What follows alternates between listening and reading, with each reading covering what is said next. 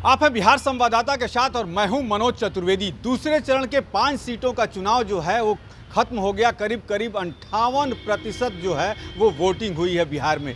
लेकिन मुद्दे जो हैं कहीं ना कहीं ऐसे छाए रहे जिसमें कि जनता ने क्या निर्णय लिया है पूरी तरीके से पता नहीं चल रहा है। सर्वे के हिसाब से कह लीजिए, हमारे सूत्र कह लीजिए, या तमाम जो रिपोर्टर फील्डों में गए हैं उनके हिसाब से 5 सीटों में 3 सीटें वो इंडिया गठबंधन को दे रहे हैं, 1 निर्दलीय को दे रहे हैं और 1 सीट मात्र एनडीए गठबंधन की तरफ आ रही है।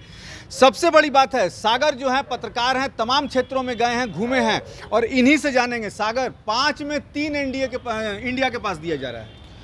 देखिए, अभी जब तक पूरी तरह से ईवीएम खुल नहीं जाता है और 4 जून को रिजल्ट नहीं आ जाता है तब तक कुछ कहा नहीं जा सकता है, क्योंकि ये मोदी है। मोदी मैजिक चला है या नहीं चला है इसका अंदाज़ा हमको 4 जून को ही दिखाई पड़ेगा। लेकिन ये जरूर कहेंगे मनोज जी कि जिस प्रकार भारतीय जनता पार्टी और प्रधानमंत्री नरेंद्र मोदी ने गियर चेंज किया है, कुछ बात तो जरूर है।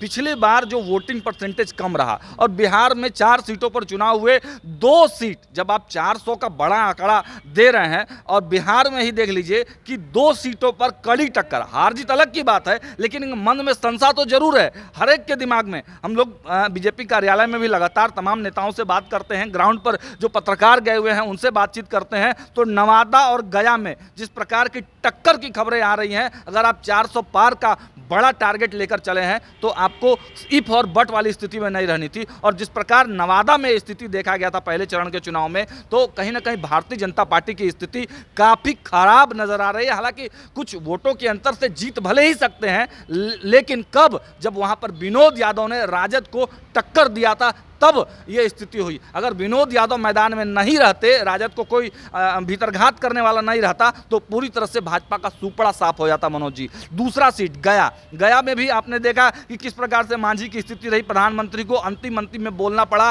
कि आप मुझे वोट दीजिए, हमको वोट दीजिएगा, इनको वोट दीजिएगा तो डायरेक्ट वो वोट मेरे पास आएगा।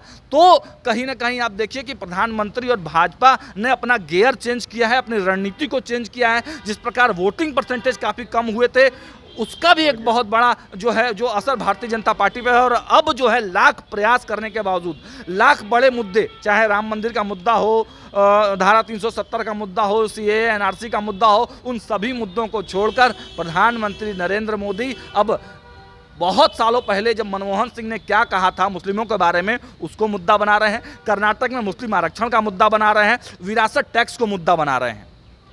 तो आप समझ सकते हैं कि कहीं ना कहीं भारतीय जनता पार्टी ने गियर चेंज किया है और इसीलिए चेंज किया है कि चुनाव में इनको कड़ी टक्कर मिल रही है।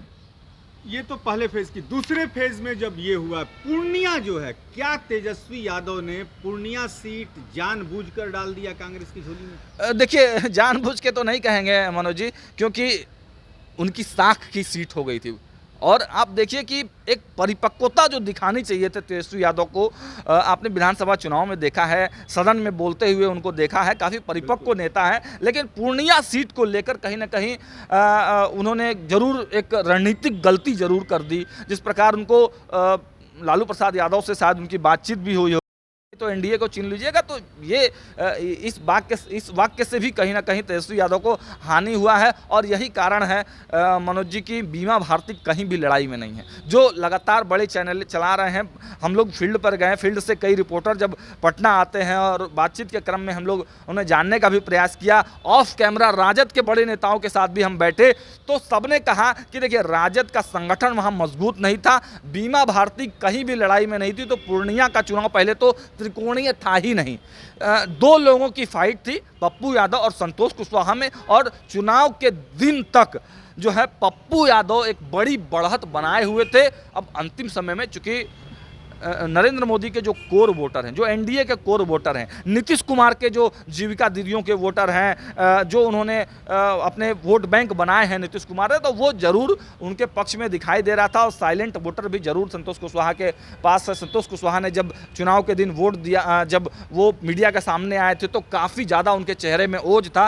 तो देखिए, टक्कर बहुत तगड़ा है। आप ये नहीं सिरे से कह सकते हैं कि कोई एक आदमी निकाल के ले गया, लेकिन जरूर वहाँ पे दोनों निर्दलीय और एनडीए पूरी तरह से टक्कर में है मनोज जी। किशनगंज 68% करीब जी। करीब मुस्लिम वोटर हैं। किशनगंज एक बहुत दिलचस्प जो सीट है बिहार के लिए, बिल्कुल आपने सही कहा, 68% मुस्लिम आबादी वाला वो क्षेत्र है।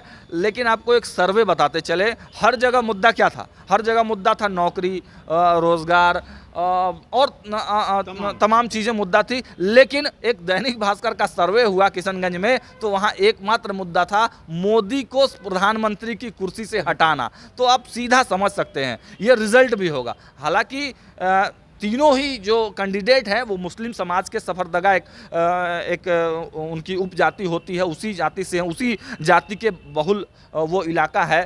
तो कांग्रेस और एएमआईएम के जो प्रदेश अध्यक्ष हैं उन्होंने भी, तो उन दोनों की लड़ाई में कहीं ना कहीं भाजपा को फ़ायदा जरूर मिल सकता है, भाजपा को माफ़ कीजिएगा, नीतीश नहीं, जदयू को फ़ायदा जरूर मिल सकता है। लेकिन अंत में आप कहें तो लड़ाई दो ही के बीच में है किशनगंज में, कांग्रेस और एमआईएम के बीच।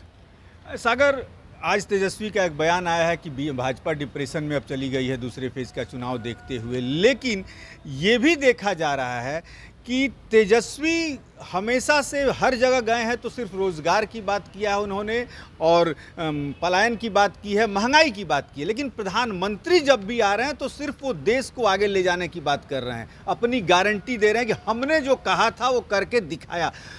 क्या अंतर आप देख रहे हैं फील्ड में इसमें? मनोज जी, इसमें अंतर तो ज़रूर है। जो रोज़गार का मुद्दा है वो बिहार में रियली में वाकई में सबसे बड़ा मुद्दा है। आप देखिए ना, हर जगह आपको बेरोज़गारी का आलम मिलेगा, और जिस क्षेत्र में कल चुनाव हुए हैं, पलायन एक ऐसा मुद्दा है जिससे हर घर प्रभावित है। बिहार का 90 to 98% लोग पलायन से प्रभावित हैं। लेकिन पलायन एक बड़ा मुद्दा नहीं बन पाया सीमांचल में। क्यों नहीं बन पाया? क्योंकि वहाँ पर केवल हिंदू मुस्लिम की बात को लेकर नेता भी उसी को उलझाने में लग गए। और आपने सही कहा, तेजस्वी यादव रोज़गार की लगातार बात कर रहे हैं, रोज़गार पर घेरने का कोशिश कर रहे हैं, रोज़गार दिया भी है उन्होंने। लेकिन ये केवल युवाओं के बीच में, किसी युवा से ज़रूर पूछिएगा तो वो लोग कहेंगे कि रोज़गार मतलब तेजस्वी यादव। लेकिन जब आप थोड़ा सा कुछ हाईएस्ट लोगों के पास, मान के चलिए कि 40-50 साल के ऊपर के लोगों, मतलब आप ये कहना चाहते हैं जिन्होंने 90 से 2005 का दशक देखा होगा, उनसे यदि पूछा जाए? जी, उनसे अगर पूछिएगा तो वो साफ कहेंगे। और वो सवाल पूछते हैं तेजस्वी यादव से कि आपके भी पिताजी और आपकी माताजी ने लंबा समय बिताया है, मुख्यमंत्री रहे हैं दोनों, कितने लोगों को रोज़गार दिया, क्या छवि बना दी थी बिहार में आपने, बिहार की पूरे देश के सामने, पूरे विश्व के सामने बिहार की क्या छवि बनाई थी।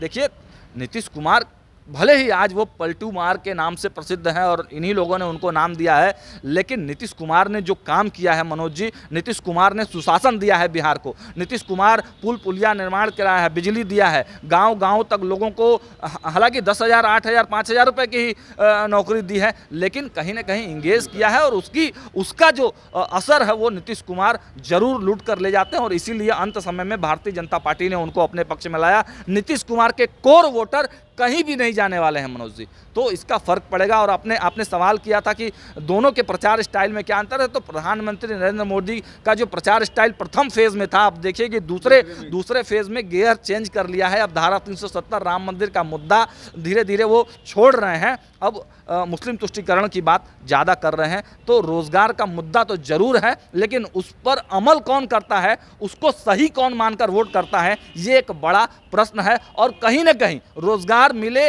या ना मिले, देश में एक सुशासन जो कायम हुआ है, एक बड़ा विकास का रोल मॉडल जो प्रधानमंत्री नरेंद्र मोदी ने लाया है, उस पर प्रधानमंत्री के चेहरे पर जरूर वोट मिल रहा है मनोज जी। प्रधानमंत्री के चेहरे पर वोट मिल रहा है। सागर ने यह भी कहा कि तेजस्वी यादव के रोजगार को जो युवा वर्ग है वो समझता है। लेकिन आपको हम एक और बात बता दें, सागर की बातों को मान लें तो बिहार का 80% जो युवा है वो बिहार से बाहर नौकरी करता है, वो वोट देने नहीं आता है। सबसे बड़ी बात कि प्रधानमंत्री मोदी ने भी अब अपने प्रचार का गियर बदल दिया है। उन्होंने भी मुस्लिम तुष्टीकरण की बात शुरू कर दी है। अब देखना ये होगा कि जब 7 फेज के चुनाव हो जाएंगे और 4 जून को जब जिन ईवीएम से निकलना शुरू होगा तो मोदी की गारंटी चली है या तेजस्वी का रोजगार, इस पर भी हमारी नज़र रहेगी। आप बने रहिए हमारे साथ।